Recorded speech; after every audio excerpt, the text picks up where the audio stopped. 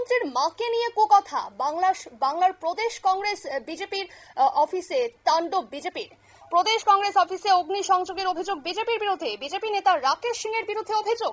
এ ব্যাপারে বিস্তারিত জানবো, টেলিফোন লাইনে রয়েছে প্রতিনিধি শেখ মনিরুল। মনিরুল, কি জানতে পারছো? দেখো, যে ছবি আমাদের কাছে এসেছে সেটা হচ্ছে বাংলার বিধান ভবন, অর্থাৎ বাংলার প্রদেশ কংগ্রেসের কলকাতায় রাজ্য সদর দপ্তর। সেই রাজ্য সদর দপ্তরে আজকে হামলা চালায় রাকেশ সিং এর নেতৃত্বে একদল বিজেপি কর্মীরা, যেটা মূলত অভিযোগ বিহারে প্রধানমন্ত্রীর মাকে নিয়ে কুকথা বলেছেন একজন কংগ্রেস কর্মী। তিনি ইতিমধ্যেই অবশ্য গ্রেপ্তারও হয়েছেন বিহার পুলিশের হাতে। তারই প্রতিবাদ জানাতে আজকে বাংলার বিজেপি নেতারা প্রদেশ কংগ্রেসের দপ্তরের সামনে যান।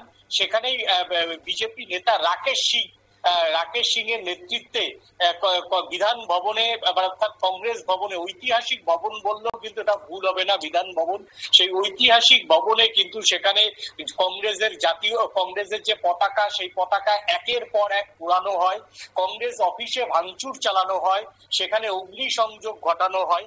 এই রাকেশ সিং, যিনি বেঙ্গল বিজেপির যিনি বাহুবলী নেতা নামে পরিচিত, সেই বাহুবলী নেতার কিন্তু আচরণে আজকে কিন্তু পাল্টা কিন্তু বাংলার যে বিজেপি নেতৃত্বরা রয়েছেন তাদের কিন্তু মুখ পুড়েছে, এমনটাই বলা যায়। এটা কিন্তু বাংলার সংস্কৃতি না।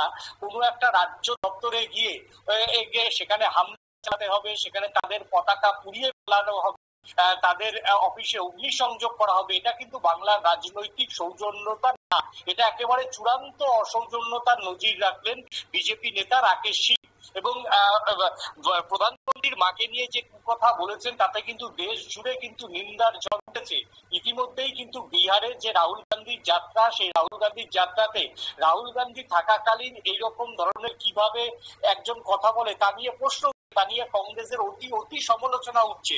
কিন্তু সব সমালোচনার যেন আজকে আলোচনীর ওই বেঙ্গল বিজেপির বাহুবলী নেতা রাকেশ সিং, তার যে উদ্ধত্ত আচরণ, সেই উদ্ধত্ত আচরণে কিন্তু পাল্টা বিজেপির মুখ পুড়ল, এমনটাই মনে করছে রাজনৈতিক মহলের একাংশ। ধন্যবাদ মনিরুল।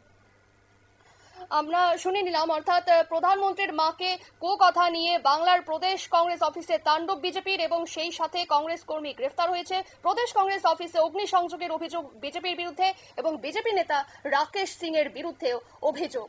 নিয়ে নিচ্ছে ছোট্ট একটি বিজ্ঞাপন বিরতি, সঙ্গে থাকুন।